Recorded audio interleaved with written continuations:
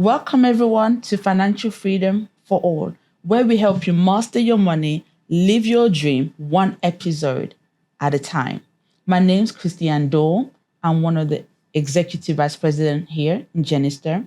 And today I have a wonderful guest with me, my very own team leader, Grace Q. And I'll let her introduce herself. And today's episode is Back to School, Not Back to Broke. So let's get into today's topic. Hi, Grace. Yeah. Please introduce yourself. Hi, Christiane. Thank you. My name is Grace Q. I'm married, a proud mother of 2 wonderful boys, and actually a grandmother of 4, expecting the 5th one in October.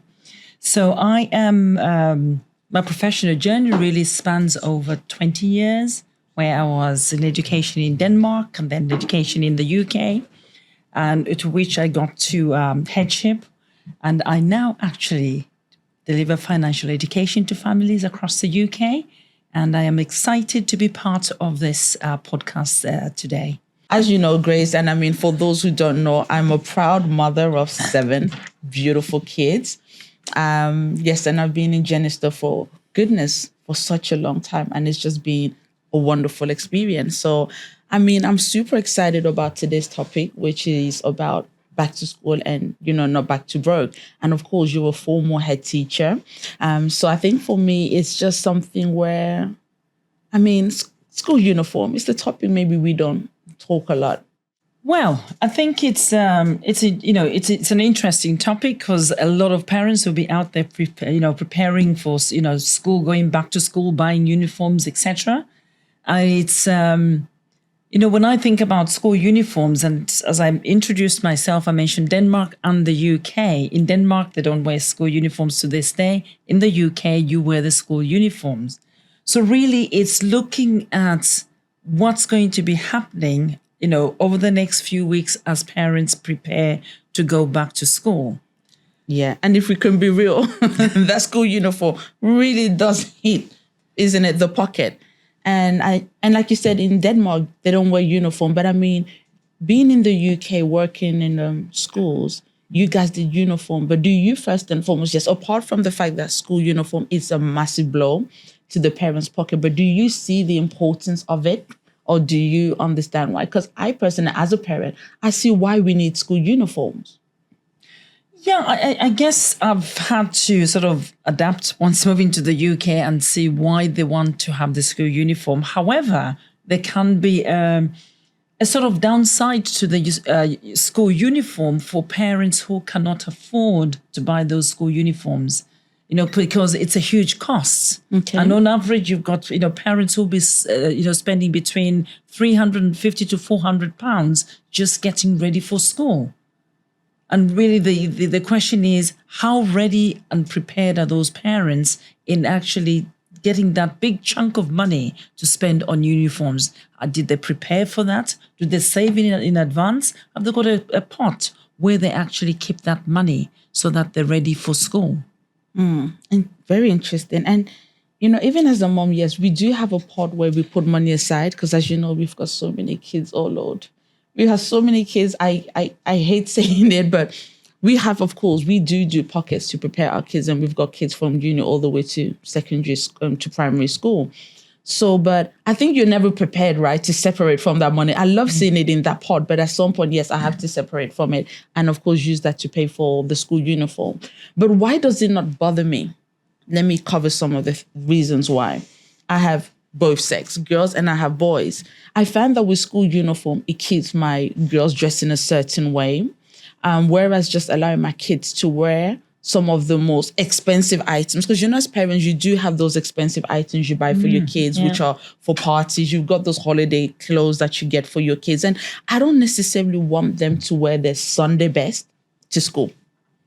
Okay, so my kids wearing school uniform means that they get to school early first. Yeah. And rather than spending the whole night stressing about what am I going to wear tomorrow? Or maybe, my son sitting there thinking, well, because right now in the generation we're in, it's about tracksuits, having to wear tracksuit to school. And I also feel that it actually does prepare them for the real world. I mean, look at us today. We're very formally dressed. But if kids cannot wear what they want, how do they prepare for the real world? How do they prepare for the office?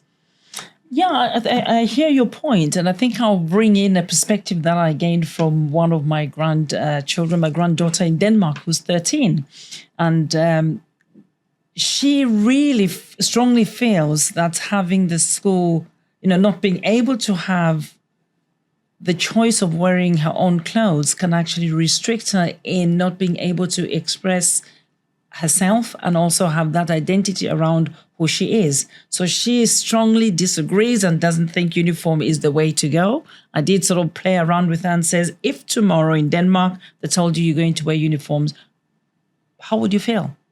And she said, not too good, because it's again a cultural thing of how uniform is perceived and how people look at it as preparing for later on in the workplace. Okay. I mean, I grew up and I've always been open that I didn't come from a well-to-do background. Growing up with a single dad, school uniform for me was everything. If I had to wear my own clothes every single day of the week, there will become a point, we'll get to a point where I'm almost wearing the same thing over and over again. And kids can be cruel, unfortunately. You end up finding that you're almost looking like a cartoon character who's wearing the same outfit every single day. So growing up with a single dad, having school uniform meant that no matter what was happening at home in terms of how bad finances were, you could never tell because I wore a blazer, I wore the white shirt, and then I wore simple trousers. And then, of course, I could wear my uniform for the whole week. And over the weekend, I would always make sure my outfit was, washed, ironed, and then back to school the next day. Now, were we struggling financially? Absolutely. Now, did it come across that we were struggling? Absolutely not. Because, of course, I was always in my school uniform, which was always ironed, cleaned over the weekend. So in that sense, that's why I am for school uniform. And yes, I do understand that it's costing more. And I really feel that it's mostly the retailers who are trying to capitalize on this whole thing of school uniform. But I understand why schools want it. But I know the UK government is also trying to introduce maybe 3 branded label, meaning the rest can be outsourced, isn't it? Yes, and I think we ought to look at this from a financial perspective in terms of parents and being able to afford buying these uniforms. What are the expectations with the schools? Does the school require they all have a blazer, or are they flexible in terms of not having a blazer? And is there provision for those children who've got a family where they can't afford to buy that blazer? Have they been finding creative ways in which they can support those who don't have the means to be able to buy the uniform? I mean, from my experience, I helped a lady one day when it came to translating a Spanish speaker, and it was about helping her get her daughter into school.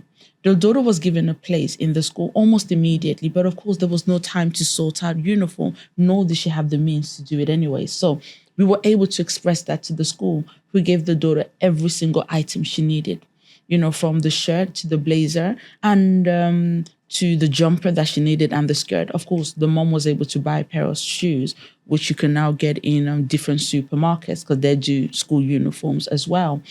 So that's one way in which you could do it. There are many organizations out there now, maybe not so before, but there are organizations out there who, when parents are kind enough to donate clothes that their kids are no longer wearing, because when your kids leave school, if you maintain those uniforms to a high standard, it almost looks brand new.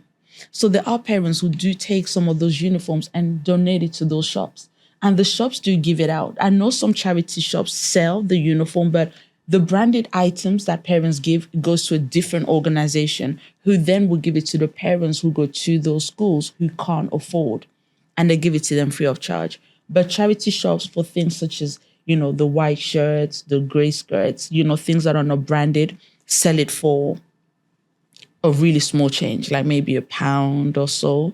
And also as a mom, I do gift out things like I only recently found out my daughter's a tomboy after buying her loads of skirts.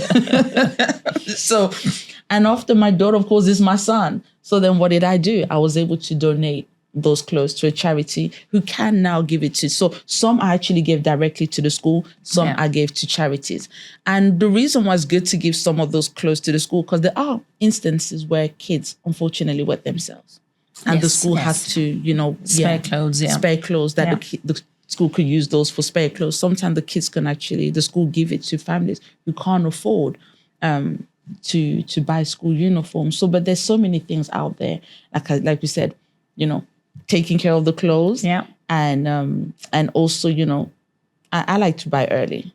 Okay, I know obviously the kids are growing up, but when you were buying school uniform, would you leave it to the last minute or would you normally buy early? And what is it that you did back then to help with school uniform or the cost of it?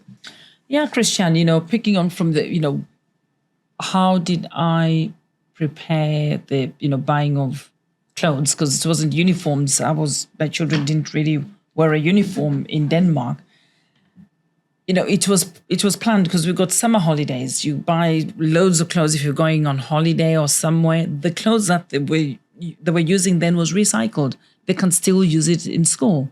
And the key for me with my children, were younger, was to make sure, because the boys, I've got 2 boys, so boys go to school looking smart. They'll come back looking incredibly, all ruffled up because they've been running, the boys. So I would make sure that we actually shopped around for things that were practical, not too expensive, because I knew within 2 days that shirt would be ripped, or the trousers and knees would be scuffed, the shoes would be scuffed. So why go and spend a lot of money? Yeah. So I had that opportunity to be able to really shop cheaper rather than expensive because it was clothes. But with a uniform, you are given the type of uniform you can buy. However, having lived in the UK and being in school systems where they wear uniform, there are places where you can shop around for uniforms. You can go to Asda, you can go to Primark and other places where you can buy something that's cheaper, even secondhand shops. So is it a question of encouraging parents out there to try and think about creative ways of being able to get that uniform for their children? For us, we use you mentioned earlier on, the 10-10-10-70. That's something that we've adopted as a family. Yeah. And I actually teach my clients as well the importance of doing the 10-10-10-70. Because I found that when I had my financial education done and I had my financial plan, I was able to, it gave me first and foremost a holistic view of what was happening in our finances. Because back then, if someone had asked me, I'm going to be honest, because when I was sharing with my husband, I said to him, right now, would you say back to school or back to broke? My husband said, right now it's back to school. But if someone had asked me this question a few years ago, the answer would have been back to broke. No, it's good you're touching on that, Christiane, because as we're talking now, I'm thinking how many other parents are aware of what we have managed to learn through financial education and being with Genistar. Yeah. We are learning a lot of concepts that we never, were exposed to. Right through my, education, teaching career and being a head teacher, we never ever touched on anything to do with finances. Yeah. To this day, most people, we leave in school and there's nothing. The curriculum is packed with other things, but finances and how you manage it is not there. And yet, it is so important later on in life. You need to know where your money is and whether you're saving and what you need to prepare for. Yeah, not how to dissect a frog, right? No, exactly. That's what Jeff uses, how to dissect a frog. How many times have I used that? But the financial education, I haven't seen a frog in a long time. It's so critical. It's so important. Yeah. And as I'm sharing this, we're talking about this, I'll just, speak to the parents out there, families out there, financial education. When did you last have your financial education? Do you know about the concepts that could help your family? The concepts that could help you save money? The concepts that could help you be in a better position where you can look forward to actually going out there and spending money to get uniforms? Yeah? Now, with that said, Grace, I recently contacted some of my clients whom, because of course I use the 10-10-10-70, okay, of course, please just run through what is the 10, 10, 10, 70, so they kind of understand what I'm talking about first, Grace. Yeah. Yeah. Please, if you can cover that. Yeah, it's you save the first 10% of your salary on, it could be charity, or if you somebody who goes to church, you say it's tithing. You save the other 10% for your emergencies, and then you've got the other 10% for your, remind me the other 10%, and I'll go Okay, through you it said again. giving to church, Yeah. tithing, charity, savings, emergency fund, and then you've got your 70%, which is the rest of the money that you spend on your bills and everything else. Yeah. Now, if we all knew about that, the principle, it will make it a lot easier. Absolutely. And people are beginning to extend those pots and have different pots for different things. So we're saving for long term rather than just emergency, yes. And I find that even with saving for emergency, what happens is you actually don't borrow. You don't use your credit card. Yeah.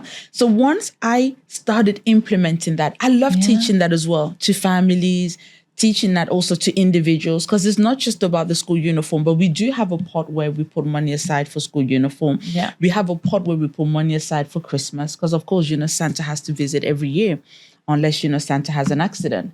But so we do have a pot aside for Christmas, and we also holidays as well when we do plan apart from obviously the household expenditures. So what I did was I contacted a few of my clients who also do the exact same thing as I have done over the past.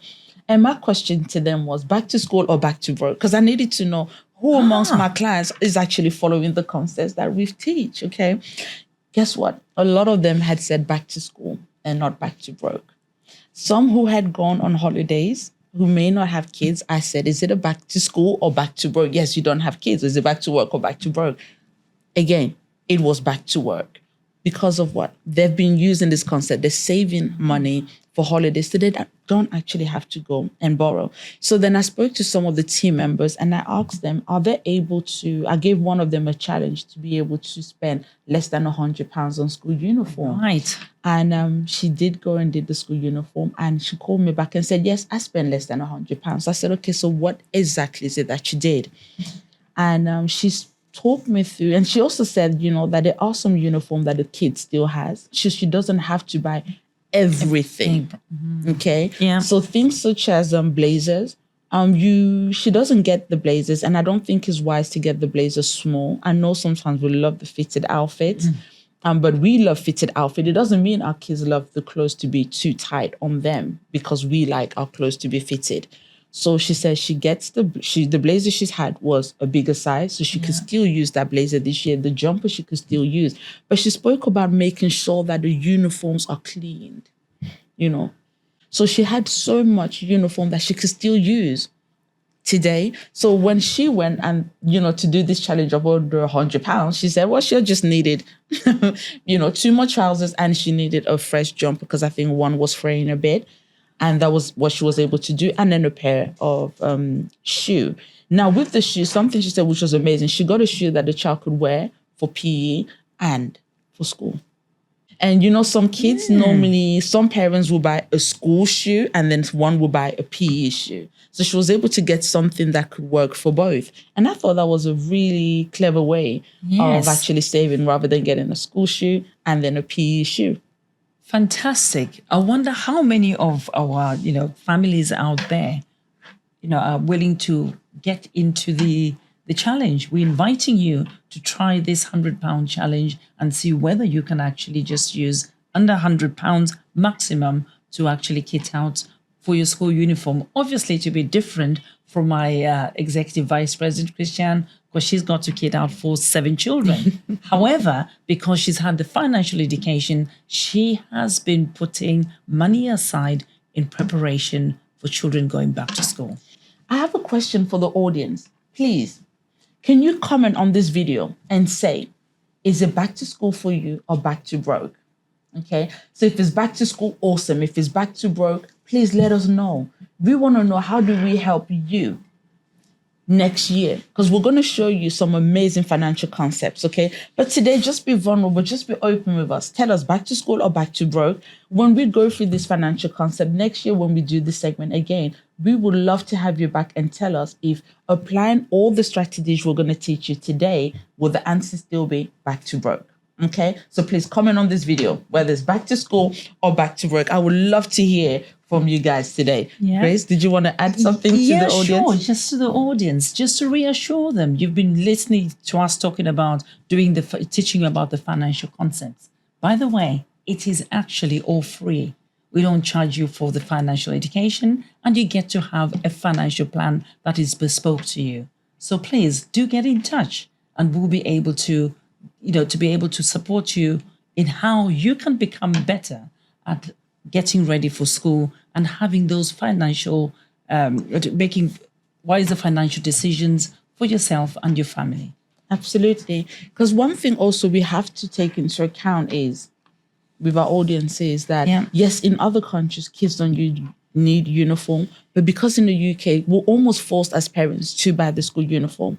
Yes, again, I stand for getting school uniform because it makes the kids, it brings, like you shared with me today, your son said it makes you feel part of something. Yeah. Okay. And from a child who's come from a family wasn't well to do, school uniform was a way of me not showing what was happening at home in terms of the lack of finances. Yeah. You could never tell. That's one thing. But of course, it does hit. So let's talk about some of the pain points when it comes to school uniform. You mentioned £300, but that is in primary school, Grace. £300 for primary school uniform. Absolutely. Which is excessive. Yeah. We're talking about £400 for secondary school. A secondary school kid, it's about £400 for that uniform. So someone like me who has I have more kids than the average family, isn't it? And there are individuals like me. Yeah. We're talking thousands of pounds. Absolutely, yeah. For school uniform. And like you said, your boys go out, they play football. Yeah. They slide tackle. Oh, yes, Grace. They slide tackle. But the good thing is, when it comes to things like trousers, skirts, and these are things we get from supermarkets, such as, there's many supermarkets out there. I'm not calling any names. Yeah. But then it's affordable because you can actually, if you buy a pack of 5, so I got some uniform for my son. My son is growing so fast these days. He's growing so fast that I had to buy a new pack of trousers for him. And I think I got about 5 for, I think, £28. Okay.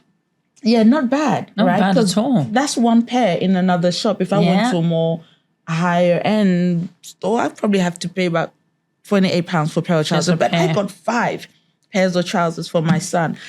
And I was lucky because I do my shopping early. It means that all the stock was still available. So, and also the same, but my youngest son, my 7-year-old, I couldn't find a lot of uniform for him. When I started looking for the packs of 5, they sold out. And when I would see some which was like age 5 and 6. And I'd rather get him something which a bit bigger than his age, because of course kids grow up so quickly that you find that you're almost having to replace. So for me, things like blazers, jumpers, the ones with the brand, which usually is where it really hits the pocket. I like to get a size up. Okay. Yeah. But when we talk about the pain points, it's not just school uniforms. You've got the equipment. Yes. Which kids lose. Yeah, absolutely. And let's, thank you for opening up on the equipment. When you've got the equipment that you need for school, again, how are parents spending? Are they looking for things in a smarter way? Are they looking for somebody who had something last year and they're selling it on a different website? Are they really shopping around, or they're buying stuff that can be shared amongst other children? I don't know how you manage that from a parent perspective. Okay, so for me, I buy things unisex. For example, the equipment, I make sure it's unisex. I have girls, I have boys. I don't get anything in pink. again, not all girls like pink anyways. Okay. I personally like pink. So I do get things that are unisex that the kids can pass down. And I also find that I have to actually write the names. We write the surnames because kids, fortunate families that are not able to buy, sometimes they would, take another child's equipment, which is sad because I think, and I experienced this, I think we spoke about it some week back when my son had his whole pencil case stolen. Yes. I mean, that equipment for my son was over £100. The whole thing was stolen. The school was not able to replace it. Now, again, because of the fact that we do have pots for emergency, I was able to quickly tap in there and replace that equipment within 7 days. But in the meantime, my son was being punished. He was given detention for not having the equipment in the math lessons. And we've shared this, isn't it, where kids are actually being punished they're sent home for not having the right school uniform. And, or punished as well. And I've seen kids being punished for the untidy uniform. So and that's a challenge. And one of my it was my oldest son in Denmark who mentioned that. He says, "Mom, I've failed to understand why. Firstly, you've just recognized that they can't afford it. They come to school, they turn up, and that's what they've got. Yes, we've got to look smart. Looking presentable is important. However, how do schools then manage having to punish children who are making an effort to come to school, but they don't have the right equipment? Your son's equipment was stolen. Yes. Yeah. So for you as a parent to go and replace £100 again is a lot of money. It's a lot, even though it's coming from an emergency pot. Yeah. Luckily, we have that money aside. That's why it's important to set some money aside. So how do we, and what advice can you give to parents? I know we've spoken about the 10-10-10. How can they use that in terms of learning how to save for next year or school trips? Well, I think it's simple. You don't have to start it at a big complicated plan. Use envelopes. Okay. If you want somebody who wants to have it in cash amount, you can use envelopes where you have different envelopes labeled, and you just put even as little as £10. Yeah. It doesn't have to be £200. It can be. It doesn't matter. And this concept, you can actually cascade it down to your children so they too can start learning it earlier instead of later on, like we have had to do. Okay. Yeah. It is just so simple. Once they get into doing that and they can see how that money is readily available when they need it, it then becomes a habit, a good habit that they keep and learn, keep for the rest of their lives. Okay. What money habits would you say you teach your sons, of course, who are grown up now? The money habit that I taught my children when they were younger was, and I think we all hear this from our parents. My parents used to tell us money doesn't grow from trees. And I always used to say to them, it doesn't grow from trees. So I had to teach them money habits, but the way I did it was in a practical way. Okay. I remember when in Denmark, when I was still studying and training to be a teacher, I used to do Saturday jobs. And I had a job where I had to go and deliver newspapers, and we delivered it in different apartments, old people's homes, wherever I'd ordered the newspapers. We had to wake up at 5 o'clock in the morning. And what I did, Christiane, is I took my children with me, woke them up at 5 in the morning. They didn't like it, but they woke up and we went and delivered the newspapers together. Now, why did I do that? I wanted them to experience what it was like to actually go out and work before you can earn money. Yes. And to this day, they still remember that. And we laugh about it now. But then it wasn't fun because 5 o'clock in the morning, waking them up to go and deliver newspapers. Yeah? So that they can understand that you've got to learn how to save money. And I wish myself that my parents had taught me about how to manage money. Yeah. Because I was never taught any of these concepts that I now have learned through Genistar. Absolutely. No, that's amazing. I mean, you spoke about taking your kids, with you to deliver this newspaper. And we did something similar because my husband being a builder, we have a few projects, and yes, we do take the kids with us, even if it's just, putting things inside the bags, to get rid of it. And we do that a lot because I find that kids think £10 can buy everything. Yeah. They don't understand, inflation. So, so that's for me. I teach them money, the different, we'll get coins, we'll have notes. I want my kids to understand, okay, what can £1 buy? Yeah. And I tell my kids the average, how much someone will get on an, in terms of salary, what a person will get on an hourly basis.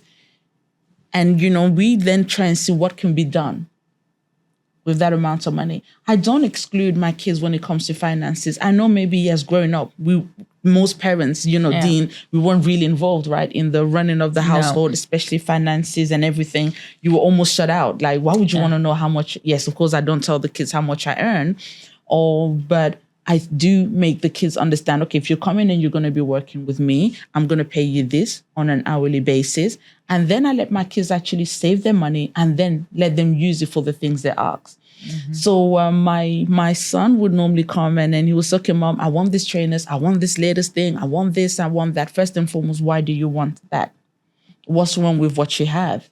And so that's one way we, make them understand. It's not just because I want. It means you have to, give. I think teaching your kids the value of money, it's super important. Letting your kids do shopping, giving them a set amount and then a shopping list is also really good. Yes. When I do give my kids money and a shopping list, one thing I say to them, if there's any change, you can have the rest. You can keep the change. So when they do go shopping, guess what? They don't buy the most expensive item. If they're going to buy cornflakes, they say, okay, they'll get not the branded cornflakes, they'll get a cheaper brand. And then I come home and then I say to them, why did you choose this, not the brand you normally get when we are doing the shopping? Fair enough, they wanted to have enough money left over for sweets. Yeah. Okay? But one thing they realize is that it tastes just as good. So same thing as well with trainers. It does the job. So it doesn't have to be an expensive brand. It does the job. So I think that's super important, getting kids involved, isn't it, when it comes to money, showing them these things early? Absolutely. And I think there's another aspect which we ought to touch on, which is about social media and the influence that social media has on our, the young people these days, children, young or even those who are teenagers or older, that it impacts, again, the choices they make in terms of what they need to buy. Even with uniforms, whether they go into a second-hand shop. I don't know how comfortable some people are of going into a second-hand shop and picking up a second-hand blazer. Yeah, and if some come from a family that are well-to-do, they'll never walk into that second-hand shop blazer to go and pick up that and to help their parents save that money. I think kids behave that way if you as the parent make them think this, because all kids think they're rich. Yeah, but when you're able to expose your kids to some money matters, and, even if it's, okay, we're going to do shopping, but this is the budget. Yeah. The kids then learn to shop within that budget, so they understand. Now that goes from holidays to, let's say the kids want to go to Disneyland. You have to be open with them to make them understand the cost of going to Disneyland. How many hours, how many weeks, how many months of one's salary it takes to go to Disneyland. Yeah. And they're not as unreasonable as we think. In fact, you say that, okay, scrap it. We'll go Chessington. Yeah. Let's do a weekend at Chessington. I mean, it's still a theme park. But when you don't tell your kids about money or the cost of things, then of course they do. They expect you to always buy the most expensive item. You shared with me what is it your daughter? My granddaughter. Yes, your granddaughter. About the shoe, Yeah. Well, basically, she went and opted to buy a pair of branded trainers. And her mum said, okay, I'm going to buy the exact pair of shoes. It won't be branded, it will be a copy, and I'm going to take 2 pairs. So over a couple of days, she's been out and I think the trainers got wet, something happened, and she was really, really disappointed because they got damaged. So she goes back to her mum and says, "Mum, can I borrow your trainers?" Mum says, "What's happened to your branded trainers?" It says they're not looking very good at all, but you still look good. Yeah. So what she did, the mum, she just took that as an opportunity to sit down with my granddaughter and explain about wanting branded things and actually sticking to things that are not branded.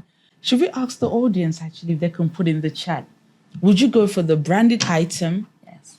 Do you think the brand is always the best? What costs more is better than what costs less? Please put your comments in the chat. If you were when buying school uniform, do you look for the branded item? If so, why? Or do you say, do you know what? Kids grow really quickly. Let's just get anything that we could find. Yeah, so please write it in the comment, guys, okay? Yeah, the other thing that came to mind with this going back to school, whether it's going back to school and, you broke at the end of it, is the, the choice between the packed lunches and school meals. And I recall that, as a leader in schools, being able to, we had families who were just on, school meals, and that's all they got because they couldn't afford it. And you also had those who had a packed lunch that they could bring in and have, within school. And I'm just trying to think about how you would plan for that as a parent, Christiane, with 7 children. How do you manage to plan for that? How are you giving your children the choices? Have they got a choice of having a school dinner, or do they just say, I want a packed lunch?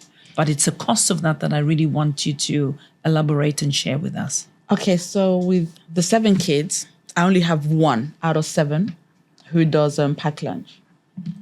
And we've tried everything to get my son on school meal. It doesn't. Now, in London, school meal, it's I think it depends also on the borough. Some boroughs, and I happen to be in the borough where school meal is actually free for kids in school. So I'm lucky. But even with that said, my youngest son, like I said, doesn't want a school meal. So we have to do packed lunch.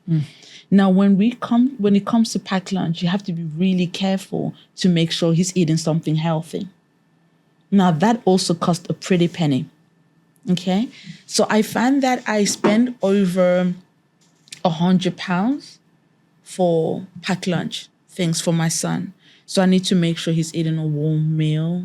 I need to make sure that he has his, the fruits that he needs to have in the, there. But it does cost more.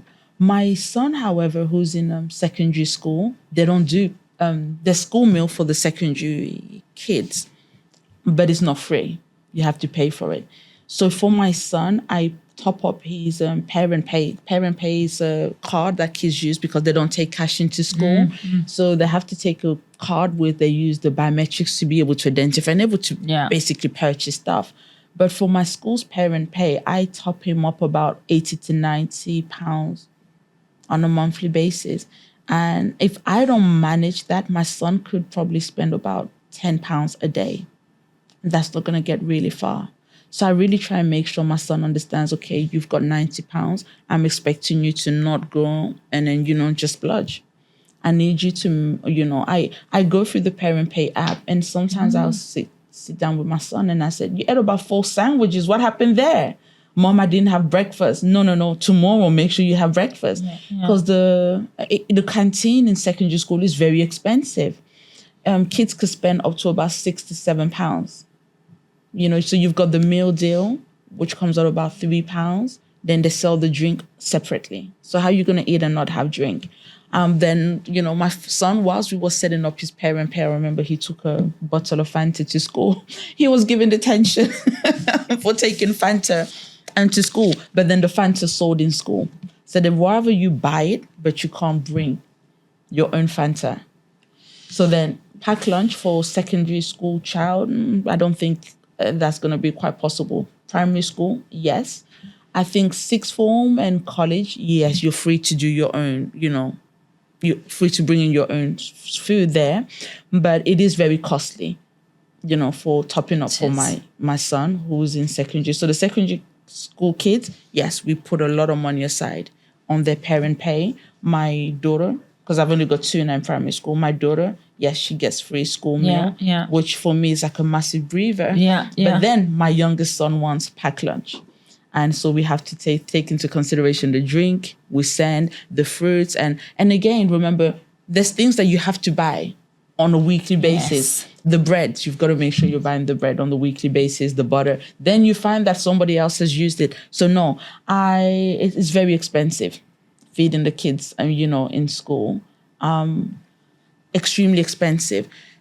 So much so, if I can go back, in Spain, kids are sent to school at 2 p.m. They could go home and have lunch, and then they can come back to school. Yeah. Yeah. But of course, we don't have that system here, thank God, because most parents are working. So school meals, depending on the borough, you can have a free school meal and some pay, but it is quite expensive to do. So really, there's a lot of expense linked to sending your child to, back to school, which then really highlights and emphasizes the need for that financial education.